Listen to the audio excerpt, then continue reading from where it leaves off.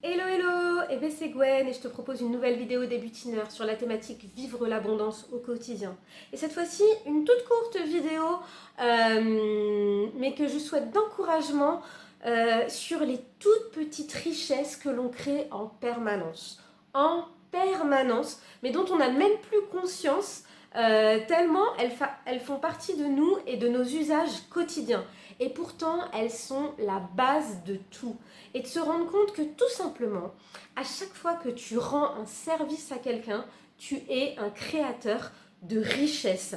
Tout simplement, quand tu fais quelque chose qui est facile à faire pour toi, mais qui va dépanner quelqu'un d'autre, mettons que tu vas pouvoir, parce que tu passes par là, récupérer un colis pour quelqu'un, ou l'accompagner dans un endroit si lui ne peut pas le faire, tu vas être créateur de richesse dans la journée de l'autre, parce que tu vas augmenter la possibilité de ce qu'il peut faire. Il va avoir son propre champ de potentiel qui est déjà immense, mais il va pouvoir bénéficier du tien par-dessus le marché. À chaque fois que tu vas dire à quelqu'un « Ah bah ça, moi ça me dérange pas de le faire » ou à chaque fois que quelqu'un te demande un service particulier et que ça va être dans tes cordes de le faire sans que ça te coûte énormément, et bien là, tu vas créer de la richesse. Comme je disais, d'une pour cette personne, mais aussi pour toi-même, parce que ça va te créer une forme de sécurité et de bien-être intérieur générée par l'altérité. Nous avons besoin de ces échanges humains.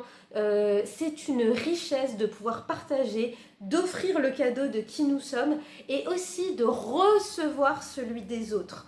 Donc est-ce que, parce que je me doute souvent que quand j'envoie ces vidéos, on est plus nombreux à aimer rendre service qu'à aimer recevoir les services, souvent. Alors peut-être que toi, c'est quelque chose avec lequel tu es au clair, et ben super, je suis ravie, cette petite vidéo fera une petite piqûre de rappel, mais te rendre compte à quel point aussi l'autre, quand il te rend un service, et quand tu acceptes de demander un service, comment tu ouvres le champ des potentiels, tout simplement, et comment tu vas permettre à l'autre d'être créateur de richesse dans ta propre vie.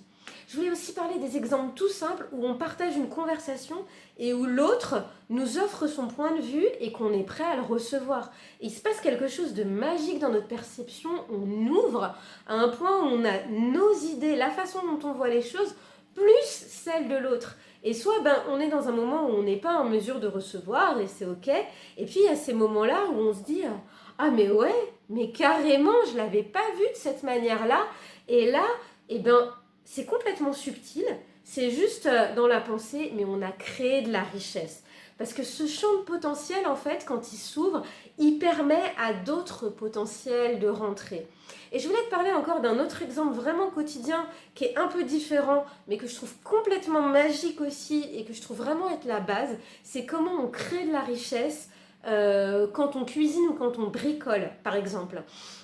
Quand on cuisine et qu'on va prendre des aliments séparés, et notamment je vois des aliments qui peuvent ne pas avoir du tout bon goût si on les mange séparément, par exemple de la farine, un œuf cru, voilà, des épices, je sais pas moi, si on fait un cake, et puis bon après bien sûr il y a des choses souvent qui sont déjà bonnes toutes seules, si on fait un truc salé, je sais pas moi, du fromage, des petits légumes, ce genre de choses, et puis on va les amalgamer ensemble, et là on va avoir créé un cake. Ou par exemple on va fabriquer une soupe. Et là, par exemple, c'est des aliments qui sont déjà bons séparément, mais qui mis ensemble et amalgamés en plus avec de la chaleur, un autre ingrédient, on a créé une richesse supplémentaire. Et même avec des choses crues, une salade de fruits, une salade composée, des saveurs qui sont déjà excellentes uniquement, mais qui mélangées entre elles vont créer un espèce de combo merveilleux. Et quand tu fais ça, tu crées de la richesse. Les choses, une par une, deviennent encore meilleures quand elles sont mises ensemble. Et ça, c'est vraiment super dans la vie de s'en rendre compte. Et on se rend compte aussi très souvent à quel point avoir l'habitude de faire ces choses au quotidien, donc de se faire à manger, je parlais du bricolage aussi. Tout simplement, tu prends un feutre, une feuille blanche, il y a plein de potentiel, et toi, tu vas en créer une richesse personnelle. Alors, il y a des œuvres qui sont faites pour avoir un résultat qui est joli. Il y en a d'autres qui sont faites pour passer un bon moment, qui va te mettre dans un état de paix et d'harmonie, qui va te permettre d'avoir des bonnes idées. Tout dépend, l'art est vraiment utile à tout, mais tu vas avoir inventé quelque chose, tu vas avoir créé une richesse supplémentaire. Et il n'y a pas besoin de le vendre pour que ça devienne une richesse. D'un outil et d'un espace, par exemple une feuille, tu auras créé une œuvre, quelque chose de nouveau. Et quand tu as ces habitudes de faire ça, tout petitement, de te faire à manger, d'amalgamer les aliments, pas forcément de les prendre juste tout prêt à manger, quand tu as le plaisir de bricoler, de griffonner sur une feuille, même des petites gribouilles, quand tu as ce plaisir d'échanger avec un autre être humain et de partager avec plaisir nos points de vue, moi j'ai de plus en plus de coups de fil d'enthousiasme. Avant je donnais beaucoup mon avis, et en fait, voilà, on partageait des opinions, des points de vue sur les choses, on se donnait de la consistance. Et depuis un certain temps dans ma vie, j'ai moins besoin de faire ça. Ou quand je le fais et que j'ai besoin de le faire, bah, je me rends compte que je suis revenue dans peut-être quelque chose de plus lourd.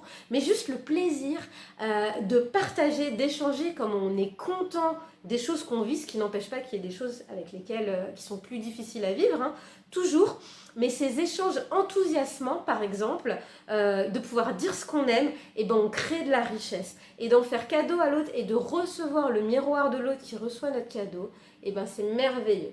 Voilà, j'espère que cette vidéo sur les petites créations de richesse qui peuvent amener aux plus grandes parce qu'elles nous mettent dans un état d'être, de donner et de recevoir, j'espère que ça t'aura plu. Et puis je te dis à la prochaine pour une nouvelle vidéo des butineurs sur les thématiques abondance, faire évoluer son mode de vie et contribuer à l'épanouissement des enfants. Ciao ciao!